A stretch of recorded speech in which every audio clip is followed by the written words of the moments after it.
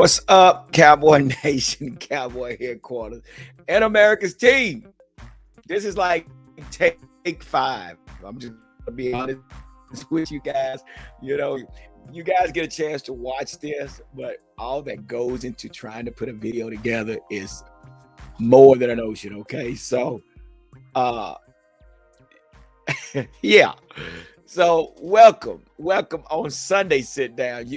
Of course, we usually do our Saturday sit down with G, the number one Cowboy fan in Hampton. But due to the fact I had to work yesterday, they needed me, so I had to go to work yesterday, and I wasn't able to give you your Saturday sit down. So we're gonna do a Sunday sit down. Before we get started, I want to say thank you as we do this for the fifth time, I believe, something like that, due to the technical difficulties.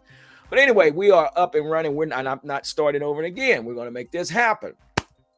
So again, before I get started, I wanted to say thank you to all the veterans and all those that have served, that are serving at this present time. We want to say from the Cowboy Huddle, thank you for all you have done and all you are doing to keep us free, safe, and protected. So big ups to all our veterans as we prepare to acknowledge Memorial Day. And yeah, well, it's a day off, but it is also a day to acknowledge our soldiers that do what they do. So yeah, so let's go ahead and move on, man. And I want to just say big ups to Mike Mike Vidales, that's his name, Vidales, from TikTok, man. And he definitely has been a blessing. So I got a little TikTok going on that I do some things on where I share some stories and do some little skits and things like that. This is where you can find me on TikTok if you guys want to follow some of the content about the Cowboys on TikTok. So, and all you guys that are TikTok that's over here on the YouTube channel, thank you as well. But yeah, thank him. I want to thank him because, man, he sent me all kinds of goodies, some stickers. I got a lanyard. I got stuff. I got a mask. It's just stuff, man. Just stuff that I really appreciate. And I already been putting my stickers everywhere. And again, I just want to say thanks to Big Mike for what he have done. And I guess he likes my TikTok and the YouTube channel a little bit. So, but man, that's definitely, I'm honored to be able to receive these items from you, man. I'm definitely going to use them and they will be put to use. So, with that being said, man, here we are moving. We just finished with a training camp. And before I go even further than that, I got to give shout outs to certain individuals. Okay, let's try this here. Okay, so I want to say here, shout out to Strong Faith Kennels. The breeder is Lawrence Boyd, right here in the DFW area. You can find him here in Tarrant County. Basically, devoted, confident, aka registered strong pedigrees and Rottweilers. And if you're interested in purchasing or getting you a purebred pedigree Rottweiler, you might want to give this guy a call. There, his number is at the bottom there. Also, you can find him at www.strongfaithkennels.com. We want to say a big hello to this individual, Lawrence Boyd, good guy, and he's passionate about what he does. I mean, he has some top line Rottweilers, and I have a Rottweiler as well, so I know what it takes. It's not easy, but when you have a passion for it, it's what you do. So big ups to him and what he does. So thank you, Lawrence Boyd, for all you do as far as raising such top-notch Rottweilers. Also, I want to say congratulations to Javante Davis. Javante Davis beats Raleigh Romero. I think he knocks him down around about the 7th round. Caught him with a good overhand right. And boy, I'm flatlining him pretty much. But shout out to him on his win on last night. So Raleigh Romero, if you're looking for another fight, I have an individual that you might can get with. Cashhead Nito is looking for a fight, and want to say big shout out to him as he goes on his professional journey. He's 1-0 right now. He's an upcoming rising star, and Romero. You're 14, 15 fights in. So if you want to get something started, I have an individual that would love to match up with you. What does he have to lose? So all you can do is just give him a shot. So big shout out to Cashhead Nito. And yeah, so he's definitely looking for his next fight. He's fighting in the 126, 128 division. So hey, something to think about. Hey, Raleigh, give us a call. We'll make something happen. Hey, let's do it. But anyway, so yeah, we are into the OTAs, guys, and they just finished OTAs. What was it? Oh, the May 24th and 25th. They had a 2-day workout. So let's go on through here, and then the next one is June 1st, June 2nd. Then you have one June 6th and 7th. Then you have June 9th through 10th. Then you come up with your mandatory mini camps, which is June 14th through the 16th. So let's talk about how this OTAs work, and we're going to get into what we really was here to talk about, is about the depth chart of these safeties. But let's talk about how this works as far as the off season. For the OTAs for the NFL. So basically, per Article 21, the collective bargaining agreement, each club official voluntary 9-week off-season program is conducted in 3 phases. Phase 1 consists of the 2-week of the program, with activities limited to meetings, strength and conditioning, and physical rehabilitation only. That's phase 1. Phase 2 consists of the next 3 weeks of the program. On-field workouts may include individual or group instruction drills, as well as perfect play drills and drills. What is that? And drills and plays with offensive players lining up across offensive players and defensive players lining up across defensive players, conducted at a walk-through pace. No live contact on or team offense versus team defenses are permitted. Phase 3 consists of the next 4 weeks of the program. Team may conduct a total of 10 days of organized team practice, activity, or OTAs. No live contact is permitted, but 7-on-7, 9-on-7, 11-on-11 drills are permitted. Also, there's one mandatory minicamp that can take place during phase 3 of the program, unless a team has a new head coach. The rookie minicamp will be decided on later, but usually occurs a week or so after the draft. So now we know that the OTAs are set up in 3 phases. No contact. You what? You want to do who? You want to do huh? Ain't gonna happen.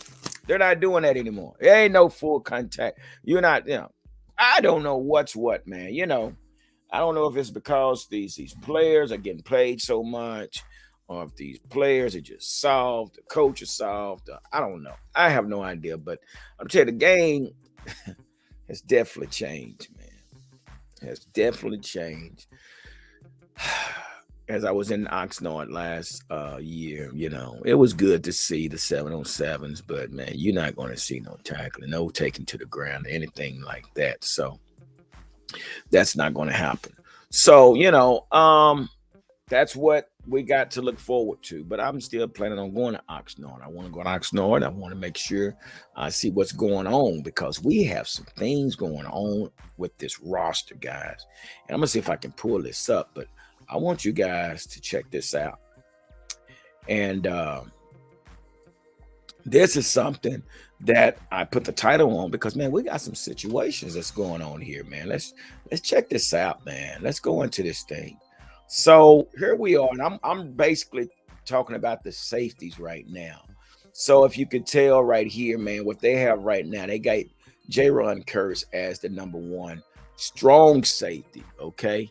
He's the starting strong safety at this moment, which I don't disagree with this. I think this is a great move. I'm glad we were able to get him back on the team.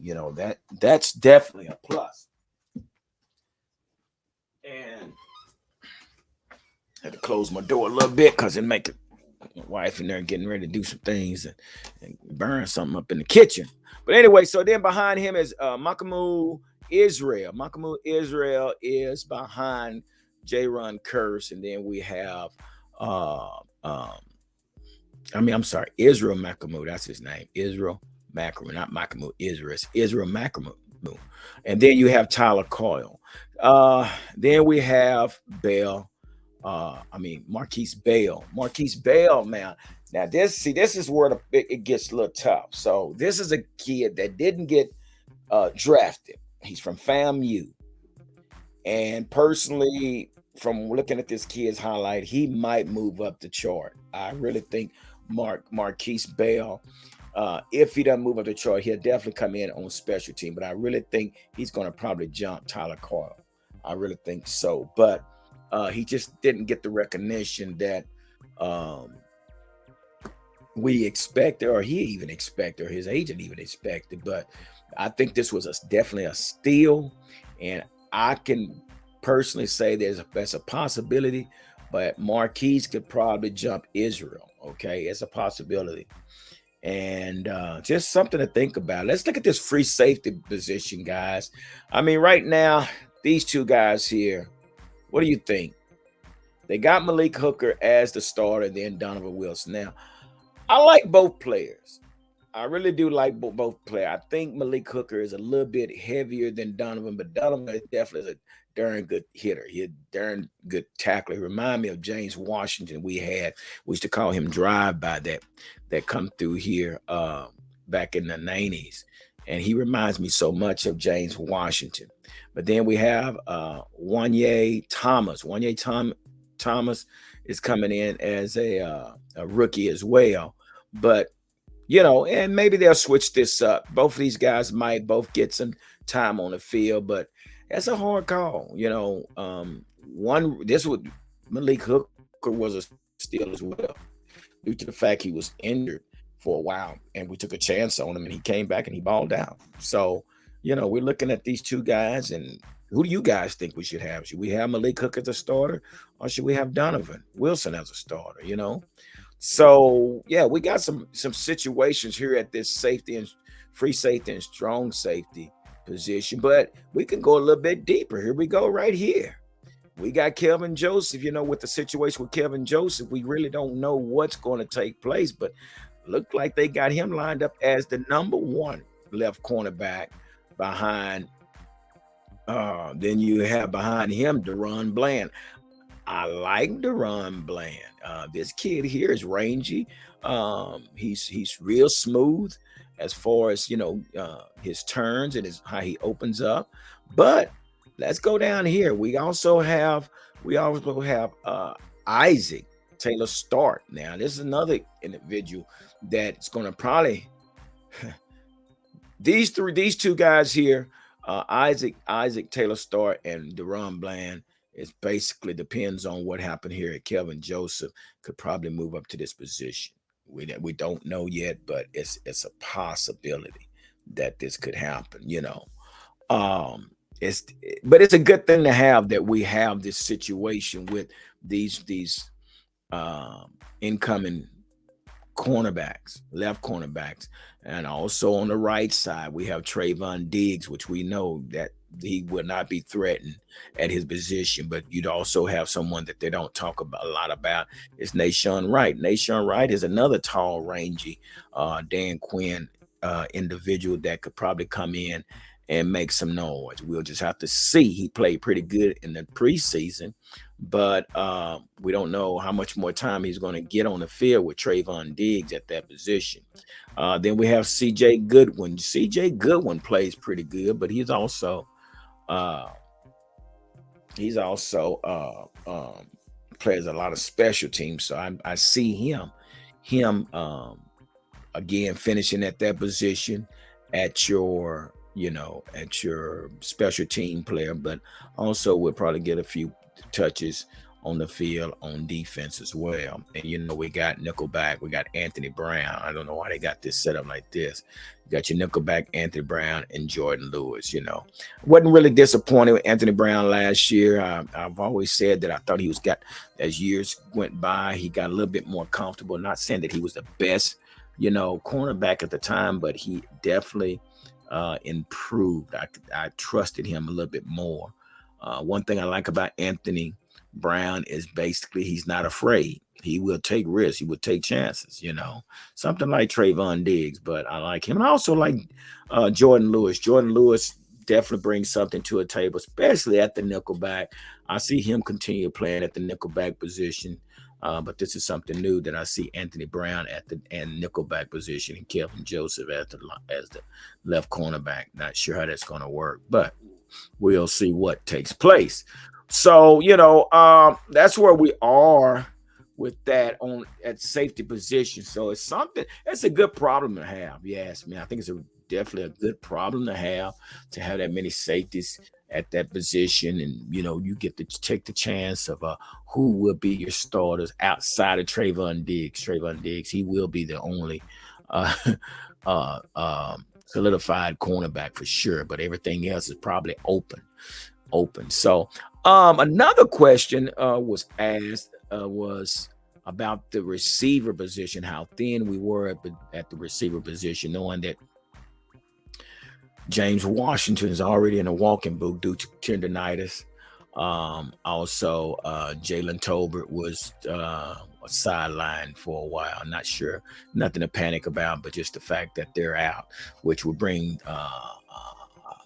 Fahoko and TJ Vasher, they would get more time on the field with the ones, I believe, but along with Noah Brown, and CD. But we're still a little thin at the receiver position. And I say that to say, is it possible that we might bring in a veteran receiver? And it's possible, but my question to you, would you consider bringing Dez Bryant back? Just a question. He's a free agent. Would you consider bringing Dez Bryant back to the Dallas Cowboys? Well, personally, I would consider it, but my problem would probably be is that, Dez has a mouth, and, that mouth can bring some distractions in the locker room. Dez is not trying to come in as a backup receiver. He's trying to get on the field full time. So even if you told Dez you only here to, to fill a role, that ain't gonna work with Dez. Dez gonna get out there and he's gonna want to compete. Okay, so I would consider it. Possibly if Jalen Tolbert doesn't step up, you give him an opportunity to, challenge Jalen Tolbert at that wide receiver position. I'm just saying it's something to think about. I don't have a problem with it, but I don't think we could limit Dez to as a role player. Let him come in and let him fight for a starting position with Jalen Tolbert, Noah Brown, whoever else, until at least Michael Gallup gets back. So I'm gonna throw that out there to you guys. Y'all put down in the comments, man, and let me know what y'all think about that. What do y'all think about Dez Bryant coming in as a free agent, veteran free agent at receiving? Something to think about. But anyway, guys, I done held up enough of your time for today. We got some things going on today, guys, and I'm sure you guys do as well. But I just want to say that you guys continue to stay safe and enjoy the rest of your Memorial Day weekend. And remember to acknowledge Memorial Day weekend more than just a day off, but acknowledge where we are today with the service of our military and our servicemen and women. Okay, with that being said, like I always say, don't nothing come to a sleeper but a dream. So let's make it happen, Captain.